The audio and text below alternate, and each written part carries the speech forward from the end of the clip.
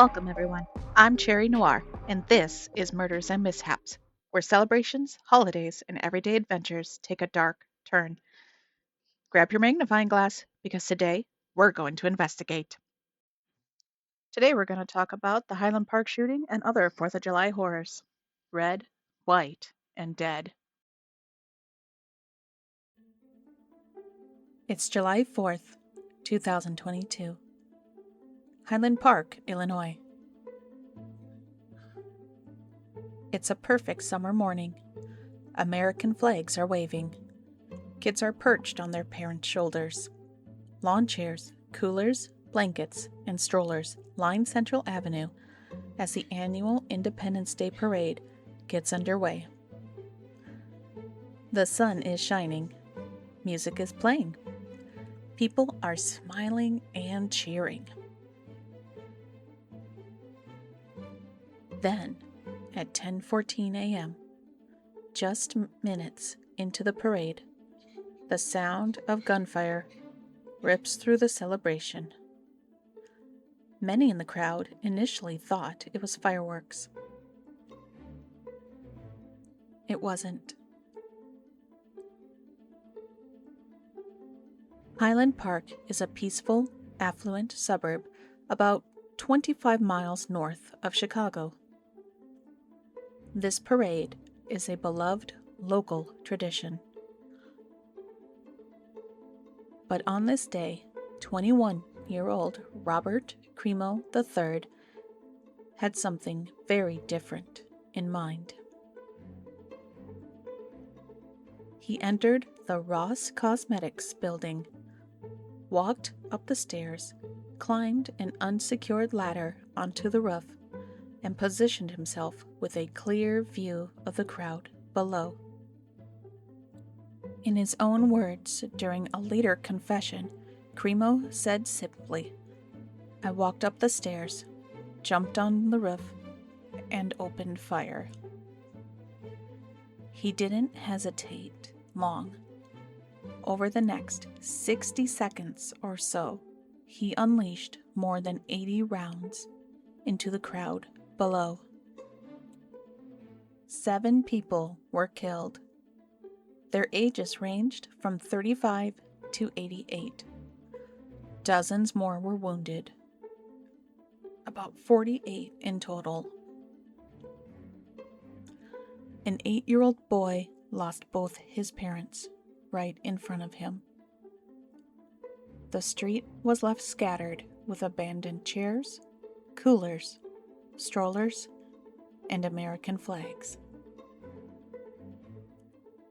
After the shooting, Cremo climbed down, changed some of his clothes, put makeup on his facial tattoos, and fled in his silver Honda Fit.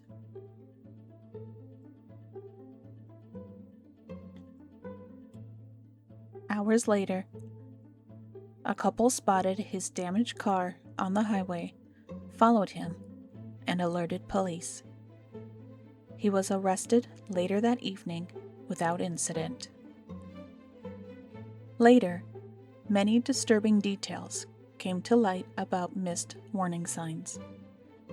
In April of 2019, police responded to a call that Cremo had attempted suicide with a machete. Then, in September 2019, a family member called police saying Cremo had threatened to kill everyone in the house. Officers seized 16 knives, a dagger, and a sword from the home.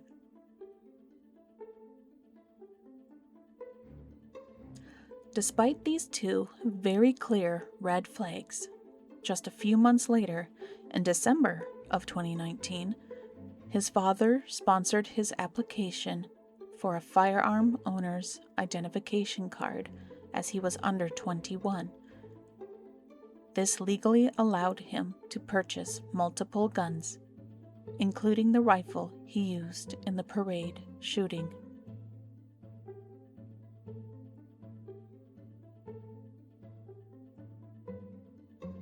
In the days and weeks that followed, the community of Highland Park was devastated vigils were held throughout the town. Makeshift memorials filled with flowers, photos, candles, and flags lined the parade route. The community came together under the phrase, Highland Park Strong, as they began the long process of healing. A special fund was created to support the victims' families and those dealing with trauma from that day.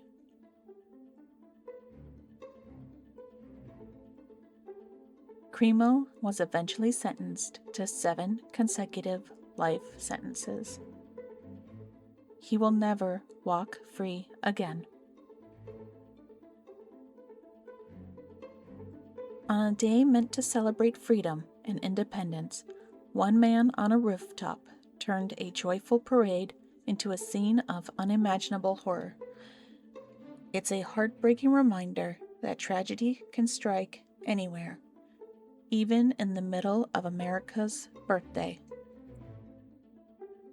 While the Highland Park shooting was a deliberate act of mass violence carried out in front of thousands, our next story takes us back to another 4th of July. This one in 1954. This time, the horror wasn't a public massacre. It was a brutal murder inside a family home. And it would go on to become one of the most infamous cases in American legal history.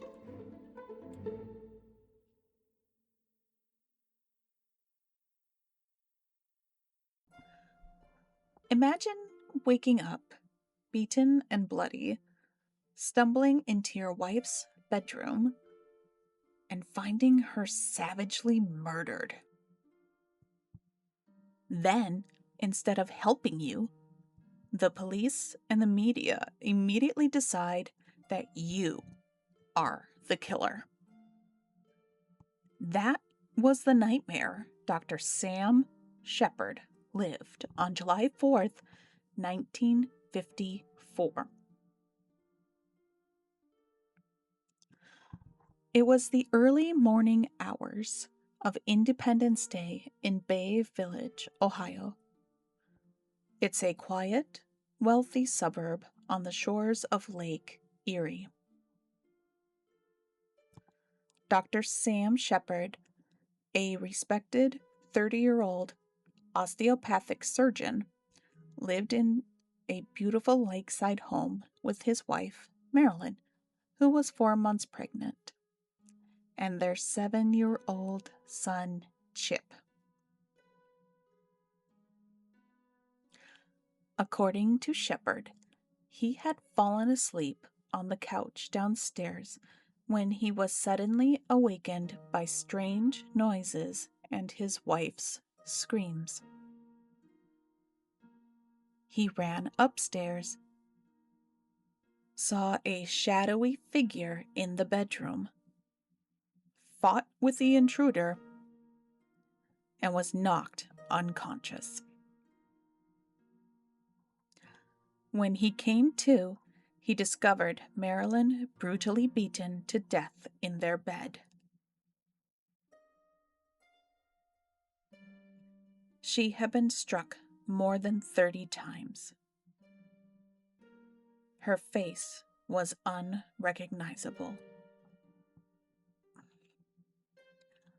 Their young son, Chip, was asleep just down the hall and was thankfully unharmed during the attack. From almost the very first moment, the local newspapers made up their minds. They painted Sam Shepard as a cheating husband who had murdered his pregnant wife. The media frenzy was relentless. One newspaper even ran the headline, "Why isn't Sam Shepard in jail, while he was still recovering in the hospital.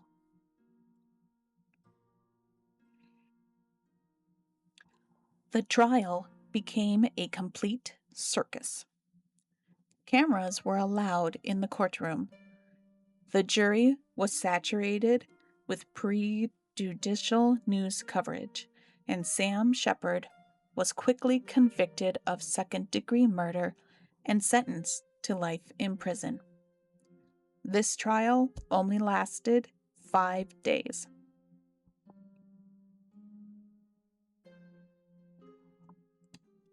After his mother's murder and his father's arrest, young Chip was raised by Marilyn's family, the Aherns. He grew up knowing his father only from prison visits and newspaper headlines. Dr. Shepard would spend the next 10 years behind bars, always maintaining his innocence. In 1966, the U.S. Supreme Court overturned his conviction in a landmark ruling, saying the massive media coverage had made a fair trial impossible. At his new trial, he was found not guilty and finally walked free. Now, many of you might be wondering, where have I heard this before? Well, if you could believe it, there was a TV show and a movie that was inspired by this. The show, The Fugitive, followed Dr. Richard Kimball, a man wrongly convicted of murdering his wife, who escapes and spends years on the run trying to prove his innocence while being hunted by police. It was one of the most popular shows of the 1960s. In 1993, it was turned into a major motion picture starring Harrison Ford and Tommy Lee Jones, which became a huge box office success. Even today, the Sam Shepard case remains controversial. Some people still believe he was guilty. Others are convinced he was the victim of one of the worst media witch hunts in American history. His son Chip later became a lawyer and had fought for years to clear his father's name.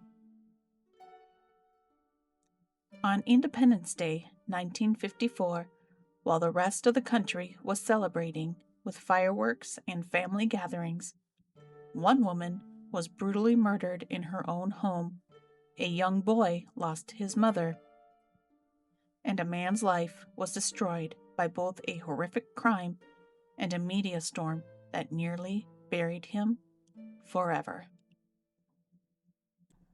While Sam Shepard's story is one of the most famous cases of a man being wrongly convicted on the 4th of July, our next story is the complete opposite. This time, there's no doubt about who the killer was, and the crime he committed is almost as shocking as the way he tried to hide it.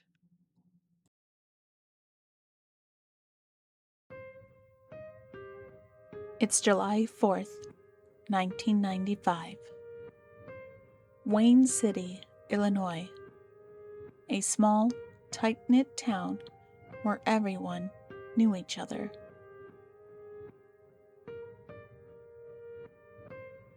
It was supposed to be a joyful day. The Marshall family had their annual Independence Day barbecue planned. Food on the grill, kids running around. Fireworks later that night. But two people never made it to the celebration. 38-year-old Sue Marshall and her 13-year-old daughter, Melinda, who everyone called Mindy, left their home that morning excited for the family gathering. They never arrived. As the hours passed with no sign of them, the festive mood turned to dread. Family members started searching. Something was terribly wrong. The next day, a local resident spotted Sue's green Oldsmobile practically submerged in a nearby pond. When police arrived, they found a nightmare scene. Gallons of blood pooled on the floorboards. Bloody handprints inside the trunk, as if someone had desperately tried to escape. A wooden block had been wedged against the accelerator pedal, and .32 caliber bullets casings were on the floor.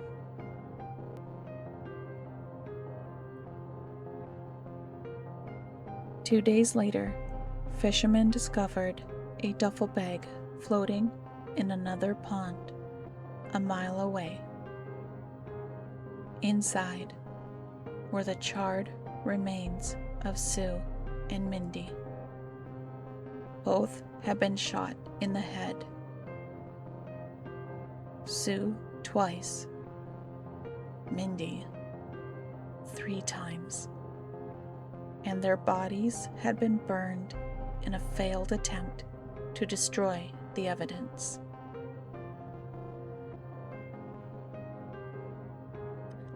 The investigation quickly focused on Sue's most recent ex-husband, Niels Nielsen.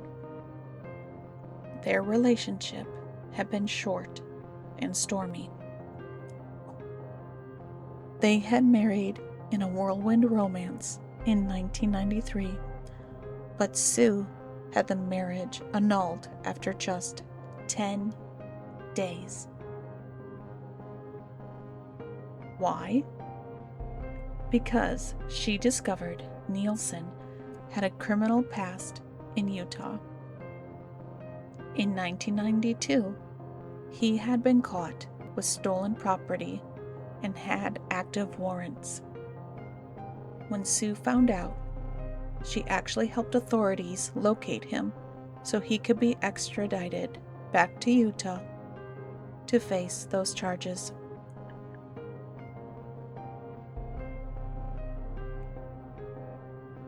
Despite their bitter breakup, Nielsen returned to Wayne City in 1995 and had re-entered Sue's life shortly before the murders. It is unclear what kind of relationship they had during those short time. What ultimately sealed the case against him was the overwhelming physical evidence. Investigators found a burn pile at his mother's property. It contained human teeth, hair, bones, Sue's keys, and pieces of Mindy's jewelry. Strips of wood matching the one used in the submerged car were found at his residence. His .32 caliber handgun, the murder weapon, had been wiped completely clean. None of his other guns were that clean. His fingerprint was found on the gear shift of the blood-soaked Oldsmobile. Nielsen was arrested convicted of both murders, and originally sentenced to death.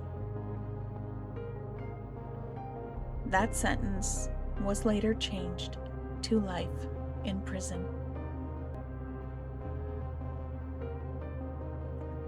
On a day meant for family barbecues, laughter, and fireworks, a mother and daughter heading to a simple holiday gathering were brutally murdered and discarded like they never existed. It's one of the most heartbreaking examples of how quickly a celebration can turn into unimaginable tragedy. While the Marshall case shows how a 4th of July family gathering can turn into unimaginable horror through deliberate evil, many other tragedies on Independence Day don't come from murder at all. They come from the very thing millions of us love and look forward to every year: the fireworks themselves.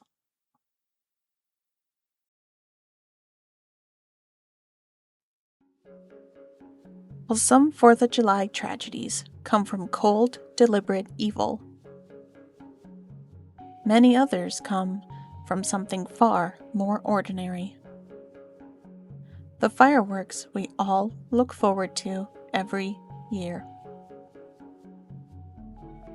Every single Independence Day, emergency rooms across the country fill up with people injured by fireworks.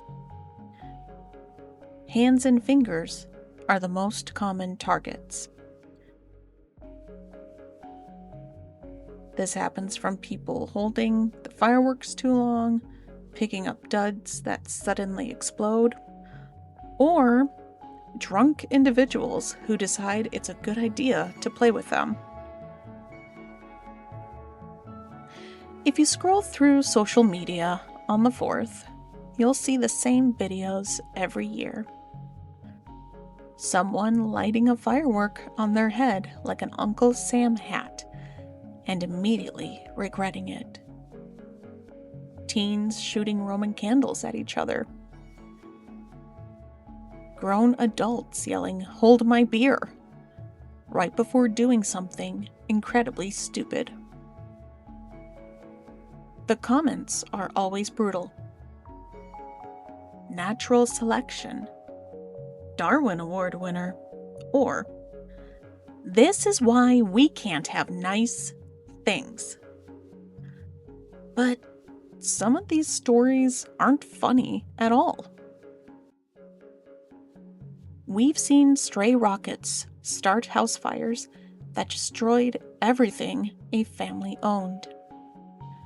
Children have suffered life-changing burns from sparklers that burn hotter than 2,000 degrees Fahrenheit. Pets bolt in terror and are sometimes never seen again. And then there are the truly devastating cases. In 2025, a massive explosion at an illegal fireworks warehouse in Yolo County, California, killed 7 people, injured others, and forced the cancellation of a nearby 4th of July celebrations.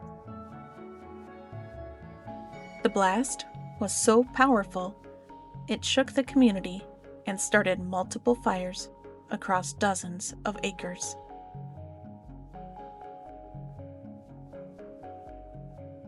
The sad reality is that almost all of these accidents are completely preventable. Fire safety experts, doctors, and newscasters beg people every single year to leave the big displays to the professionals and never mix alcohol with fireworks. But every 4th of July, the same mistakes happen again and again. So, while we celebrate our freedom with loud bangs and beautiful colors lighting up the sky, it's worth remembering that those same fireworks can turn a night of joy into a night of pain, loss, and lifetime regret in the blink of an eye. That's all for this episode of Murders and Mishaps. Thank you so much for listening. And thank you to everyone watching on YouTube or Rumble. If you enjoyed today's stories, from the Highland Park Parade shooting to the infamous Sam Shepard case and the heartbreaking Marshall family murders, please hit that subscribe button and turn on notifications so you never miss a new episode. You can find us on YouTube and Rumble by searching Cherry Noir, Murders and Mishaps. Keep an eye out for the next clue dropping soon. Our next episode is going to be a wild one. I'm Cherry Noir. Stay curious and stay safe out there. I'll see you in the next episode.